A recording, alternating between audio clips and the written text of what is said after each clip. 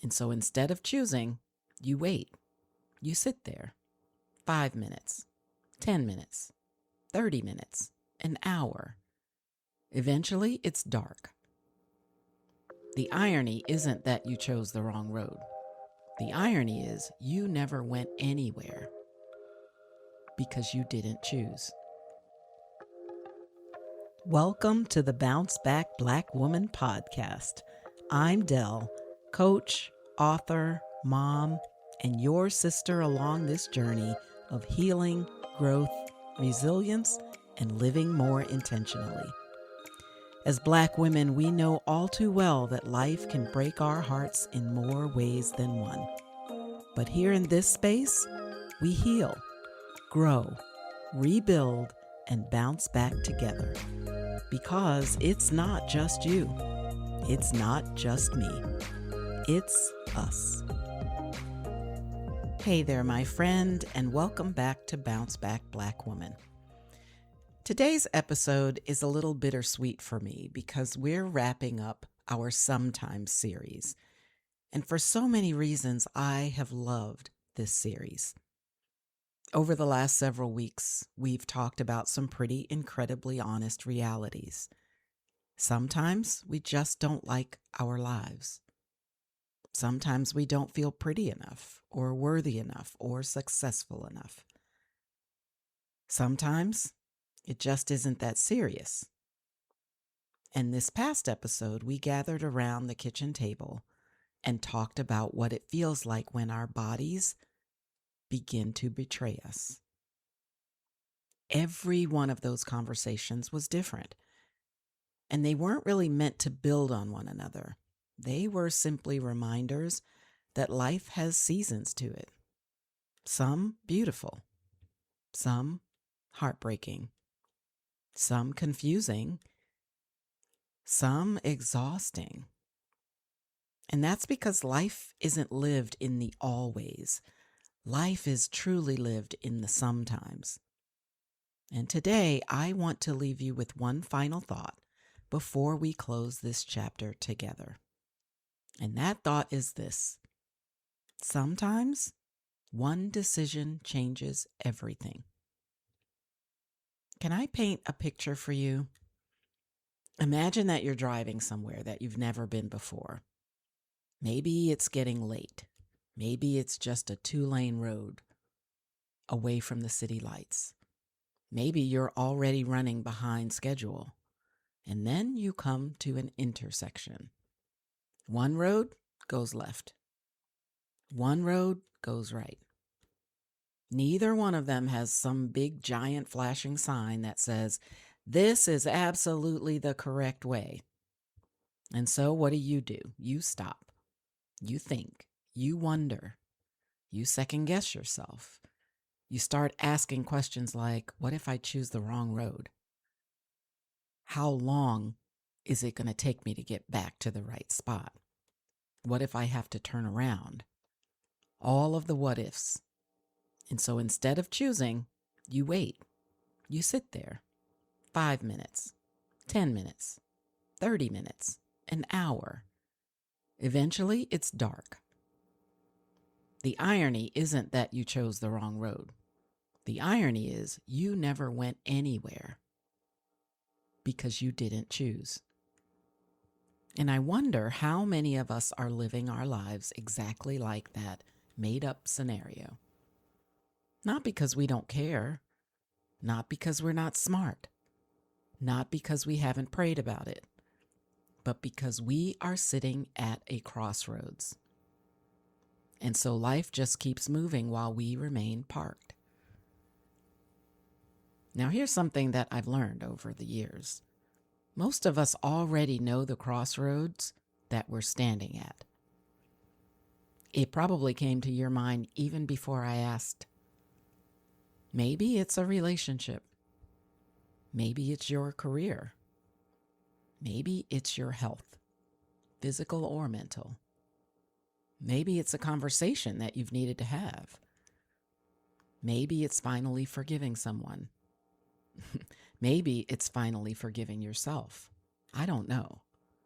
But I have a feeling A sneaky suspicion that you do. So what is it that actually keeps us parked? This is where I think we often misunderstand ourselves. We assume everyone who is stuck is afraid. And sometimes that's true, yes. I've worked with many women who have felt stuck. But sometimes it isn't fear at all. Sometimes it's avoidance. Simply avoiding making the decision. Because if we don't decide, we don't have to feel the discomfort of making the wrong decision. Sometimes it's procrastination, kicking the can down the road. We'll deal with it next month, or next year, or after the holidays, or when life settles down. Sometimes it's skepticism. Is anything really going to change? So you don't make any decision. Sometimes it's shame. Thinking, I made such poor decisions in the past, how can I possibly trust myself with this one now? Sometimes it's people pleasing. The people around you who want you to decide their way and not your way. So you do nothing. Sometimes it's grief.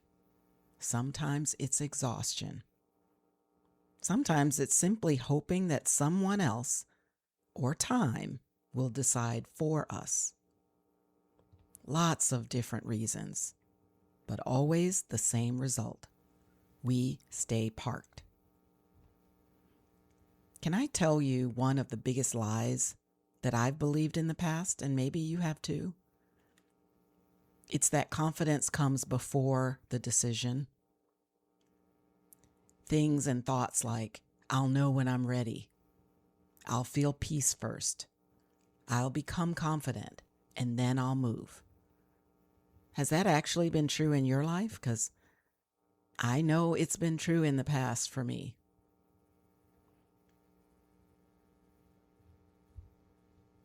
Has that actually been true in your life? Because it's never been true in mine. The truth is that confidence usually shows up later, after we've had the courage to take the first step, after we've made the tough phone call, after we've filled out the application, after we've started counseling, after we've apologized, after we've left, after we've decided to stay. Confidence grows because we decided, not before. When I say one decision changes everything, I'm not talking about the dramatic movie moments, the crescendos at the end of every rom-com where either he chooses her or he doesn't. I'm talking about real life. The young woman deciding to raise her child or deciding that adoption is the greatest act of love that she can offer her child. The husband deciding we're worth fighting for. Or the wife deciding I've fought long enough and it's time to go. The executive walking away from the dream job because success isn't worth sacrificing peace. Maybe it's the patient deciding to stop pretending that everything is okay. Or the friend deciding to make the phone call. The addict deciding today will be day one. The grieving person deciding, I'm choosing to live again. Now I want you to notice something. Every one of those decisions feels different. But every one of them begins at exactly the same place, the crossroads. As a coach, I've had the privilege of sitting across from people in some of the most defining moments of their lives. And do you know something? Almost never do they say, I don't know my options. Almost always they say, I already know. I just don't know if I can or if I'm sure. My friend, those are two completely different things. because one is about information and the other is about courage.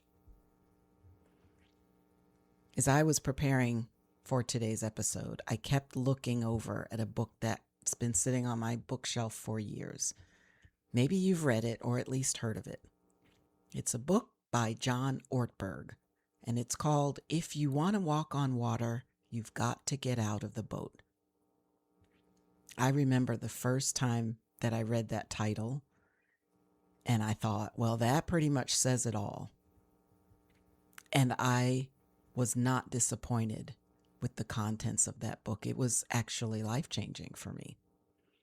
Because before Peter ever walked on water, he had to make a decision. He had to leave what was familiar. He had to leave what felt safe. He had to stop standing in the boat and take a step toward Jesus. Now, was he certain how it was all going to turn out? Of course not. He had his ideas and his hopes, but he wasn't certain. Did he know exactly what the next few moments would hold? Nope. But he trusted Jesus enough to take the next step. And I think that's such a beautiful picture of what we've been talking about today. So often we spend our lives waiting until we feel completely confident before we move or decide. But faith rarely works that way. More often than not, God invites us to trust Him with the next step, not the entire journey. He doesn't reveal the entire journey. He only presents our next step. And that reminds me of Proverbs 3, 5, and 6. Trust in the Lord with all your heart. Do not depend on your own understanding. Seek His will in all you do, and He will show you which path to take. And I love that verse because it doesn't promise that we're going to see the whole road. It simply reminds us that when we trust God, He'll guide the next step. And sometimes that's all we need on the other side of one intentional decision. Remember, my friend, that while this season might be your sometimes, God doesn't plan for it to be your forever. So keep healing, keep growing, keep trusting, keep deciding on purpose. And I'll see you in the next episode. Well, that's it for today, my friend. I really hope this episode inspired, encouraged, or just plain comforted you. If so, please share it with a friend who might be struggling in her own healing journey.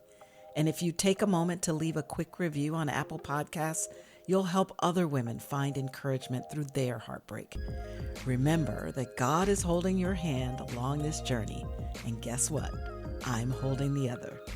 Life is short, so bounce back, Black woman.